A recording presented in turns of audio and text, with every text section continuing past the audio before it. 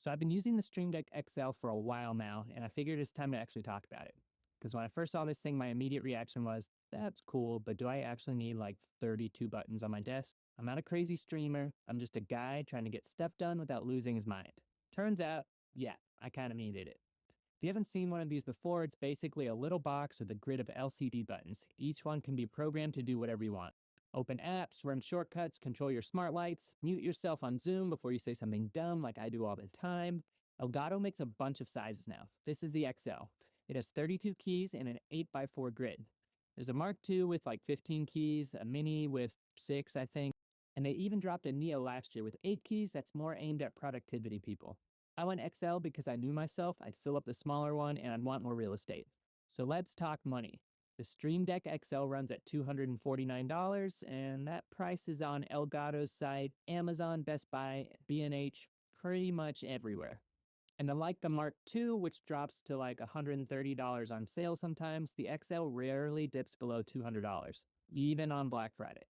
So yeah, it's an investment. I'm not going to pretend otherwise. For context, the Mark II is like $149, and the Stream Deck Plus, the one with the dials and stuff, is $199. So you're paying a premium for all those extra keys. It feels really nice though, like genuinely well made. There's an aluminum faceplate. It's got some weight to it, about 400 grams, which I appreciate. There's nothing worse to me than buying a piece of gear that kind of feels like a plastic toy.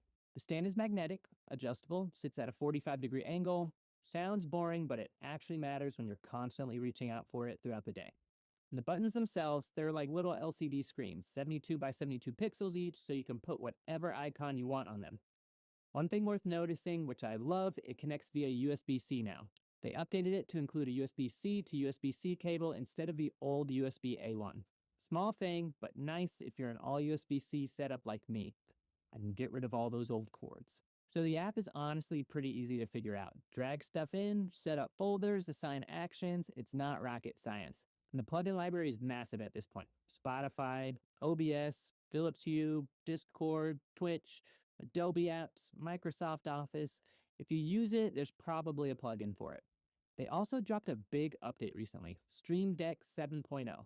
That added some features I actually use. There's this like key logic thing now. You can assign different actions to a single press, a double press, or if you hold down the button. So one button can do 3 different things depending on how you hit it. And that's been pretty clutch for me. Oh, and they added a virtual Stream Deck option. Basically, unlimited on-screen buttons if you run out of physical ones. Which, knowing me, I probably will do eventually. I'm not going to pretend like I had everything dialed in right away, and probably still don't. It took a few weeks of, oh wait, I should add that, and moving things around before it actually felt like it was mine. But now it's become pretty second nature. I don't even think about it anymore, I just hit the button. So here's the thing. They market this to streamers, and yeah, it's great for that. But I'm not live on Twitch every day. I'm editing videos in DaVinci Resolve, jumping between apps, adjusting lights, and I'm filming, trying not to forget 6 things all at once. The real question is, do you need 32 keys or is 15 enough? Honestly, for most people, 15 is probably fine.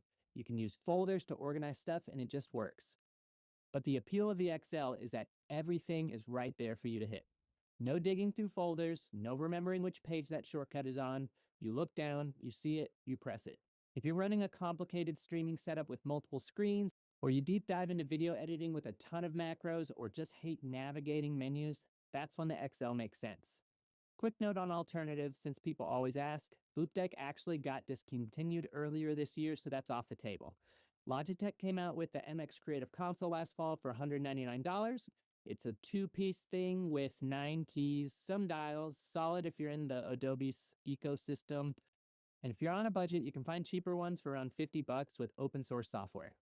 But the Stream Deck ecosystem is still probably the most mature. The plugin library, the community support, the reliability, it's hard to beat. All right, let's be real for a second. The buttons have a slightly mushy feel to them. It's not bad, but if you're coming from a mechanical keyboard, you'll notice. Some people care about that, some don't. And this thing is hungry for power. If you plug it into a weak USB port, it's not going to run properly. It'll probably be flickering or it will disconnect. I had to make sure it was on a proper USB 3.0 port directly on my PC. And if you do a lot of audio work, the Stream Deck Plus might actually be better for you. It's got those rotary dials for volume and stuff. The XL is all just buttons, no dials. Is it worth it? Look, $250 isn't nothing. I'm 33. I've bought enough stuff over the years to know when something's actually useful versus when it looks cool on a desk. The Stream Deck XL is genuinely useful. It's one of those purchases where you don't realize how much time you're wasting until you stop wasting it. All those little repetitive clicks and keyboard shortcuts, and you can never just remember them. They just go away now. That's it. If you're not sure you need 32 keys, start with the Mark II at $149. It's a great device. You can always sell it and upgrade it later if you outgrow it. But if you already know you're going to fill it up, just get the XL. Save yourself the time and trouble. Anyway, that's my take. Nothing crazy, just an honest rundown. If you've got one and you've got it set up pretty cool, I genuinely love to hear about it. Always looking for ideas. All right, see you in the next one.